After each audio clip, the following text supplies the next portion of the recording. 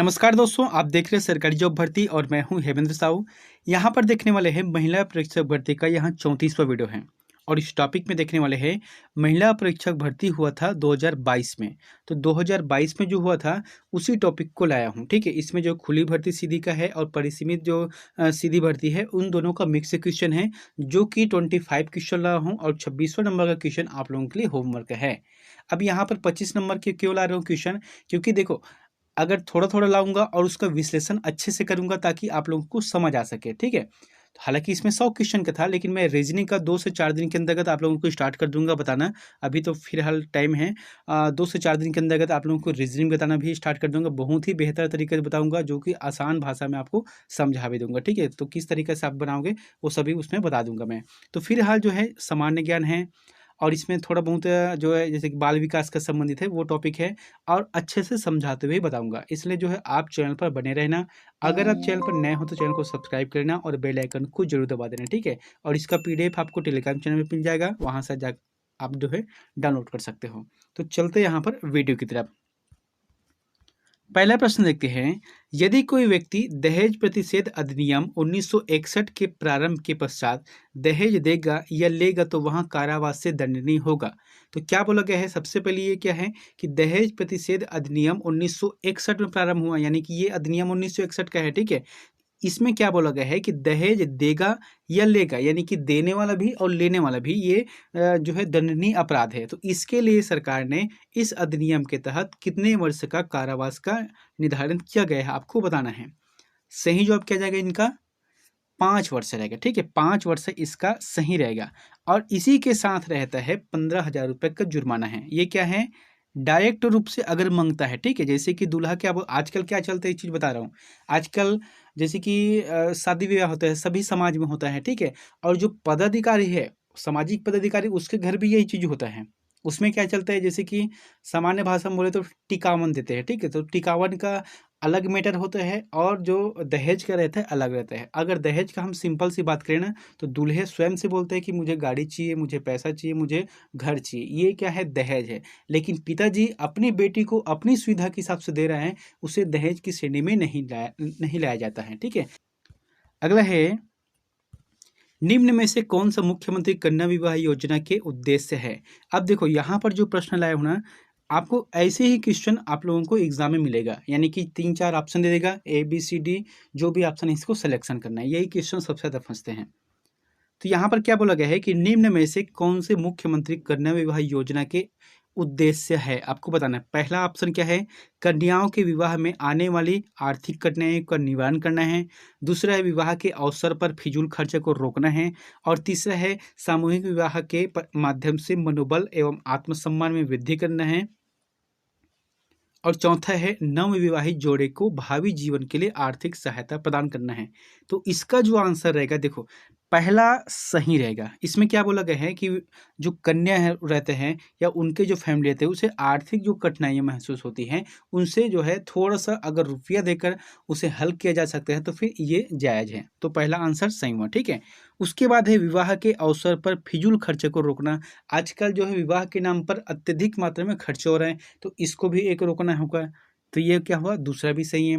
तीसरा क्या है, सामूहिक विवाह में माध्यम से मनोबल आत्मसम्मान में वृद्धि होता है। जैसे क्या होता है, सभी समाज में है, साहू देवांगन यादव निषाद, जो भी रहता है साहू समाज या फिर कोई भी समाज रहता है, उसमें क्या चलता है, एक आदर्श विवाह चलता है या सामूहिक विवाह चलता है। इसमें होता क्या है पता है, एक दूसरे के जो मनोभाव रहते हैं ना, वो वृद्धि रहता है। कभी कभी होता है क्या, क्योंकि कोई गरीब व्यक्ति है, अब वो शादी कर रहा है, तो क्या करेगा, वो अपने हिसाब से छोटा जो है छोटा मोटा आयोजन करेगा। बड़ा आदमी है तो बड़ा आयोजन करेगा।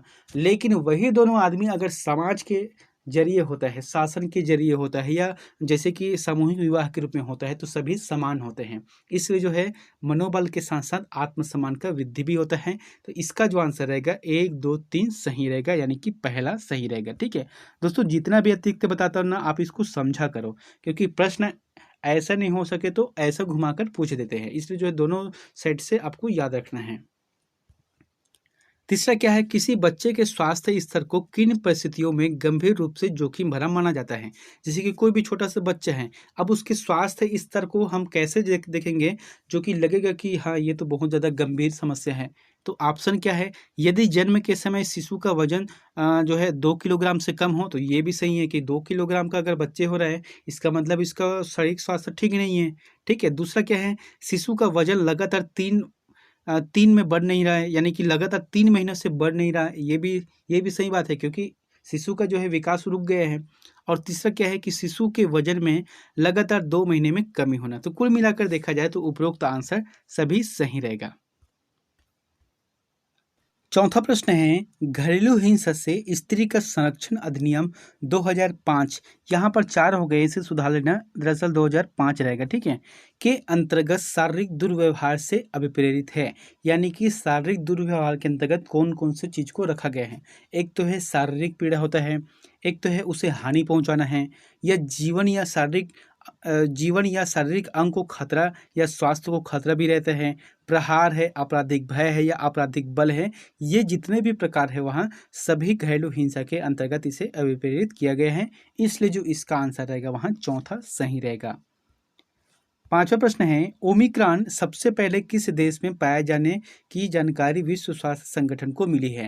देखो ये जो प्रश्न है वहाँ 2022 का एग्जाम हुआ था उसी में है, और जबकि ये कोरोना का काल कौन सा समय है, 19 है, 20, 21, इसी समय में हुआ है। ठीक है, तो आपको जो है ऐसे प्रश्न बनते हैं। तो यहाँ पर क्या बोला गया है, 2022 का एग्जाम हुआ है उसमें कि ओमिक्रॉन सबसे पहले किस देश में पाए जाने की जानकारी विश्व स्वास्थ्य संगठन को मिली है। अगर हम सामान्य अर्थों में देखें तो इसका आंसर हम लोग चीन लगाएंगे, लेकिन गलत है, क्योंकि जब तक हम प्रश्न को नहीं समझेंगे, पढ़ेंगे नहीं, तब तक आंसर गलत ही होगा।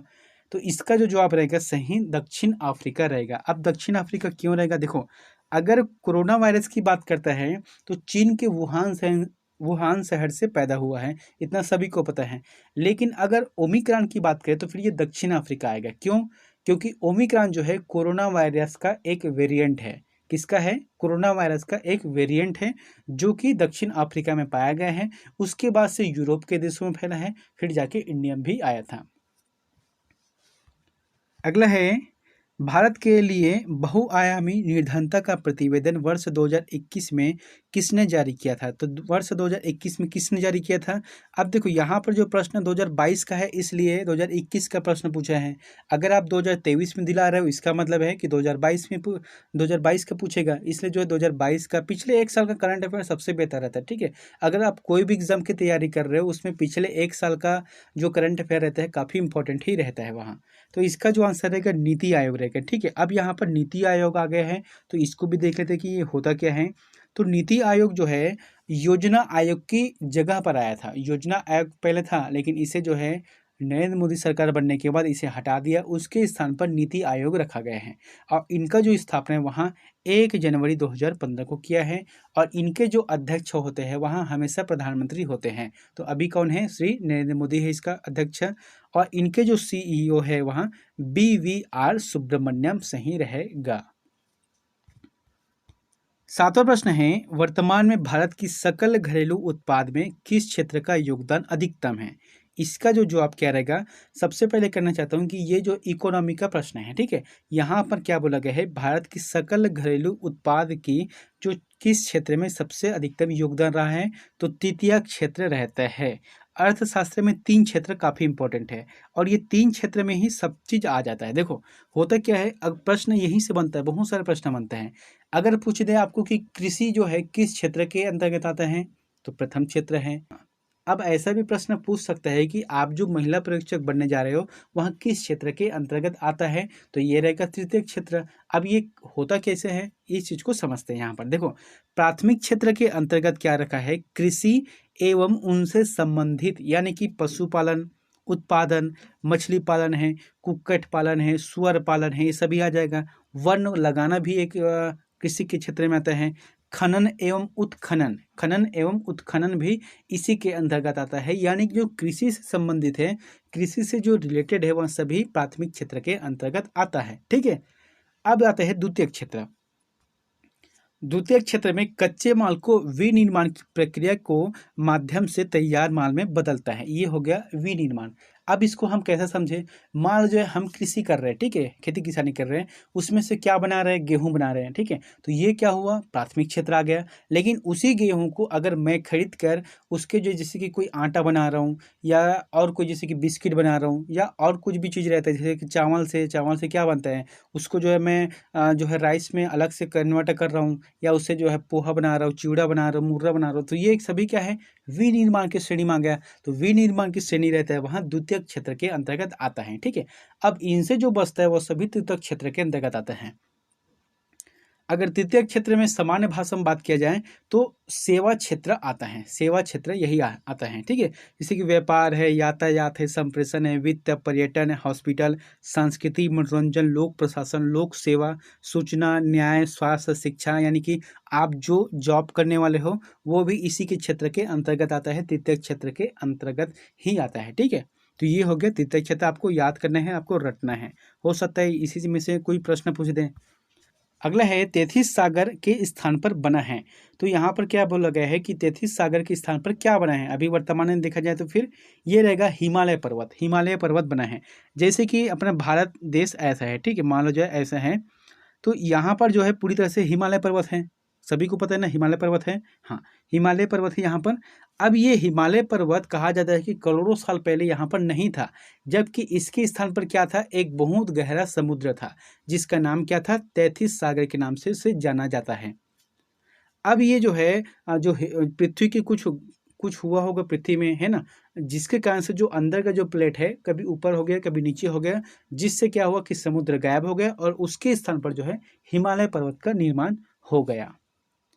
अगला है निम्नलिखित में से कौन सी नदी ज्वारनद मुख यानी कि एस्चुरी का निर्माण करती है? तो कौन सी नदी जो है ज्वारनद मुख का निर्माण करती है आपको बताना है। जैसे कि माही नदी है, साबरमती नदी है, लूनी नदी है या नर्मदा नदी है। सही जवाब आ जाएगा नर्मदा नदी सही रहेगा। अब क्या होता है इसका मतलब देखते हैं कि ज्वारनद मुख मतलब होता क्या है। ये रहते हैं सागर तट पर स्थित एक आधा बंद खारे जल का एक समूह होता है जिसमें एक या एक से अधिक नदियाँ और झरने बहकर विलय होते हैं और जो दूसरे अंत में खुले सागर से जुड़ा होता है। तो यही होता है ज्वारनद मुख। अगला है निम्न में से कौन सी गुफा तीरथगढ़ जलप्रपात के निकट है? काफी इंपॉर्टेंट है, आपको याद रखना है। सबसे पहले ये देखो कि तीरथगढ़ जलप्रपात कौन से जिले में है? छत्तीसगढ़ के बस्तर जिले में स्थित है। हो गया। अब बस्तर जिले में स्थित है, आपको ये बताना है कि इनके आसपास कौन सा है यहाँ पर गुफा है। तो कुटुमसर गुफा इसका आंसर सही रहेगा। अब कुटुमसर गुफा क्यों स्थित है इसको भी देखते हैं।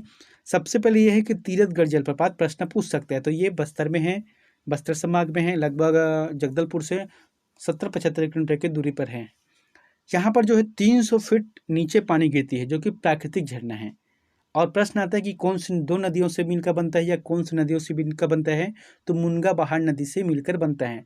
अब हालांकि बोलचाल में मुनगा बहार है लेकिन दो नदी है वहाँ पर, छोटा छोटा है, एक है मुनगा और एक है बहार, दोनों नदी से मिलकर बनता है मुनगा बहार। अब यहाँ पर आता है कुटुमसर गुफा। तो कुटुमसर गुफा जो कि कांगेर घाटी राष्ट्रीय उद्यान के बीच में स्थित है और ये जो है कहा जाता है कि यहाँ पर एक अंधी मछली का प्रकार है, यानी कि बहुत सारे अंधी मछली यहाँ पर निवास करती है। अगला है निम्न पर विचार कीजिए। आपको निम्न पर यहाँ पर विचार करना है कि इसका आंसर सही क्या रहेगा। एक तो प्रकाश संश्लेषण है। प्रकाश संश्लेषण कहाँ पर होता है? पौधे में होता है ना। उसके बाद है श्वसन है, यानी कि इंसान करते हैं, जो भी जीव रहते हैं वो करते हैं। कार्बनिक पदार्थ का क्षय होता है, ज्वालामुखी का विस्फोट होता है। अब यहाँ पर क्या बोला गया है कि उपरोक्त में से कौन कार्बन चक्र के कार्बन डाइऑक्साइड का योग नहीं करता है, यानी कि कार्बन डाइऑक्साइड इनसे नहीं बनता है या छोड़ता भी नहीं है। इसका जो आंसर रहेगा प्रकाश संश्लेषण। क्यों? क्योंकि प्रकाश संश्लेषण जो है पौधे में होता है और ये कार्बन डाइऑक्साइड को लेकर O2 यानी कि ऑक्सीजन को रिलीज करता है। तो ये हुआ प्रकाश संश्लेषण। बाकी जैसे कि हम जो श्वसन ले रहे हैं उसमें ऑक्सीजन का अवशोषण होता है लेकिन कार्बन डाइऑक्साइड बाहर निकल रहे हैं। उसी तरीके से कार्बनिक पदार्थ का क्षय भी होता है, उनसे क्या निकलता है? कार्बन डाइऑक्साइड निकलता है या बाकी अन्य गैस निकलते हैं।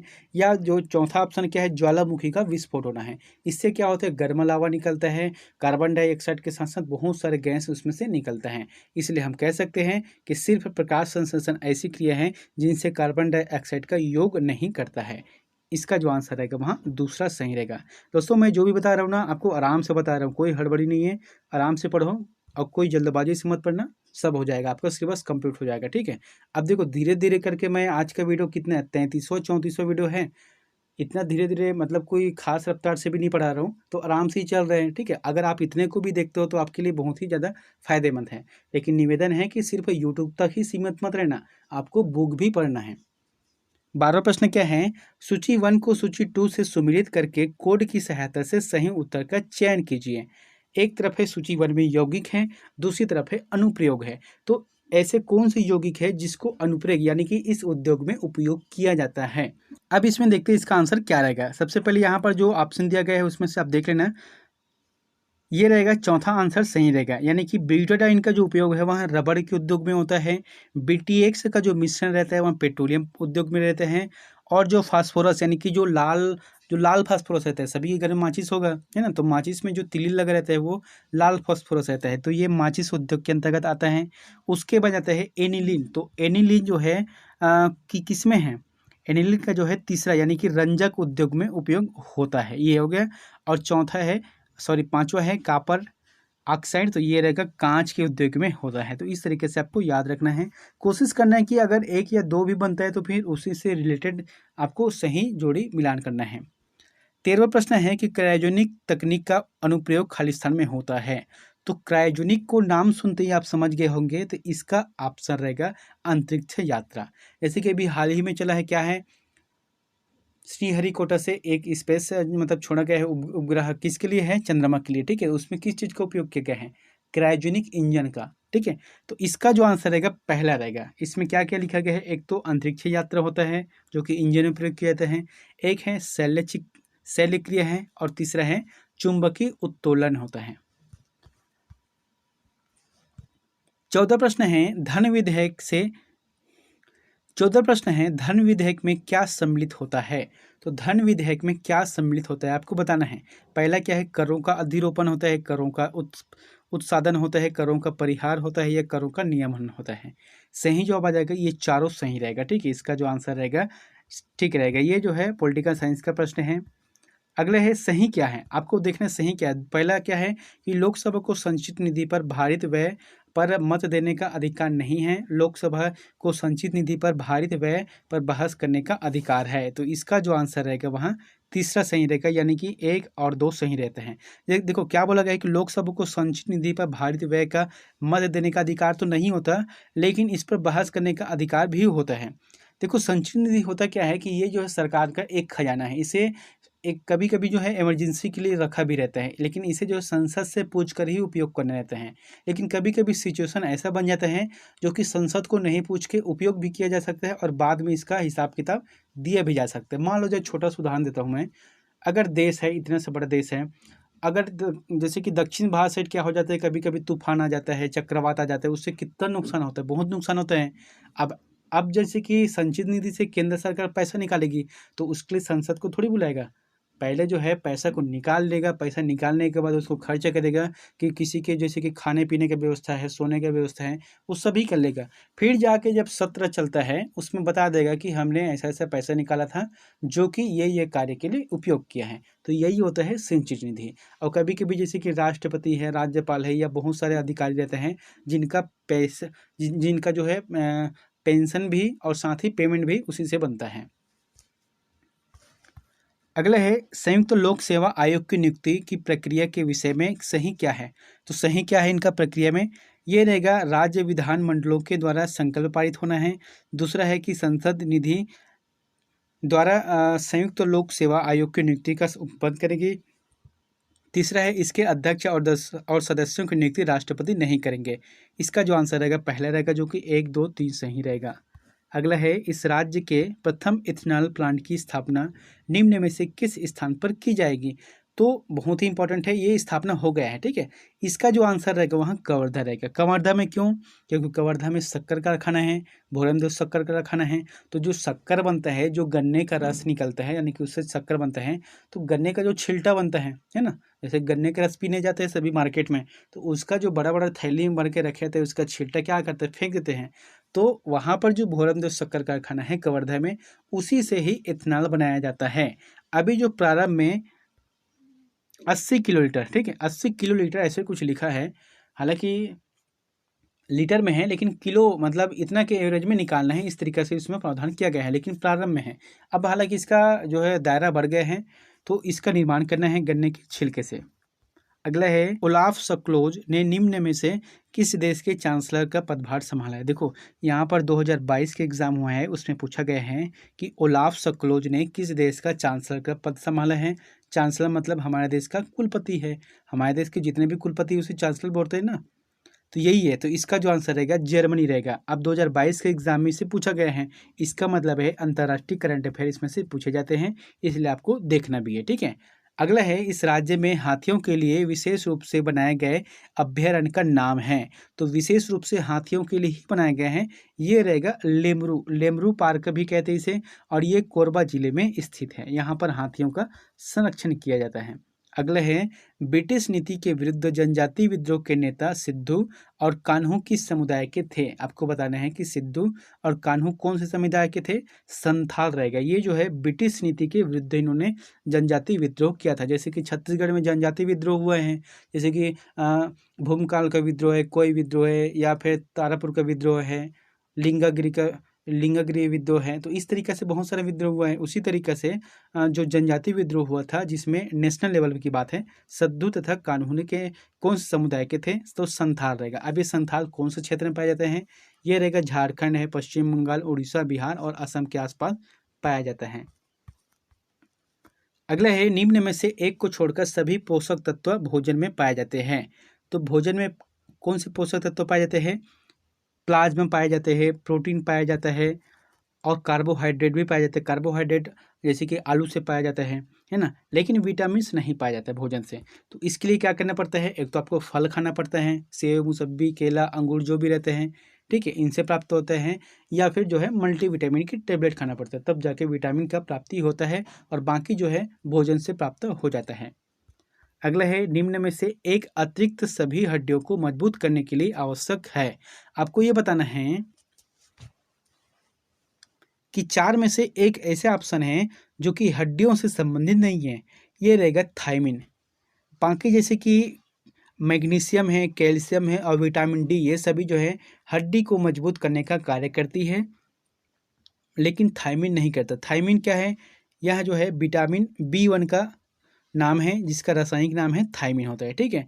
और ये जो है बेरी बेरी रोग होता है इससे, और इनसे अगर बचना है तो फिर मूंगफली है, तिल है, सूखी मिर्ची है, दाल है, यकृत इत्यादि का आपको सेवन करना है, तब जाके बेरी बेरी रोग से मुक्ति मिलता है। अगला है, भोजन में कितनी ऊर्जा है, इसको दर्शाते हैं। अब जैसे कि भोजन हम खा रहे हैं, तो भोजन में कितना ऊर्जा है, मैंने आपको बताया था एक वजन त्योहार के माध्यम से, आपको याद है कि एक जो ग्रामीण क्षेत्र में, या कह सकते हैं कि जो मजदूरी करता है, जो हार्ड वर्क करता है, उनको कैलोरी, कितनी कैलोरी की आवश्यकता होती है, 2400 कैलोरी है। और जो सामान्य हार्ड वर्क करते हैं उनको कितनी जरूरी है, 2100 कैलोरी की आवश्यकता होती है। तो यही है आंसर, कि भोजन अगर हम कर रहे हैं तो उसको नापते कैसे है, कैलोरी में नापा जाता है। इसका जो आंसर रहेगा वहाँ दूसरा रहेगा। अगला है, एकीकृत बाल विकास सेवाएं योजना के हितग्राही है। आपको बताया था, कई बार इसको बताया था कि एकीकृत बाल विकास सेवा में कौन से हितग्राही इसके अंतर्गत आता है। तो सबसे पहले क्या है, 0 से 6 वर्ष के बच्चे इसमें आते हैं, ठीक है। गर्भवती एवं स्तनपान करने वाली माताएं भी इसमें आती है। इसका मतलब है 1 और 2 दोनों सही रहेगा। अगला है, निम्न में से कौन सा सेवा आंगनबाड़ी सेंटर द्वारा नहीं दी जाती है।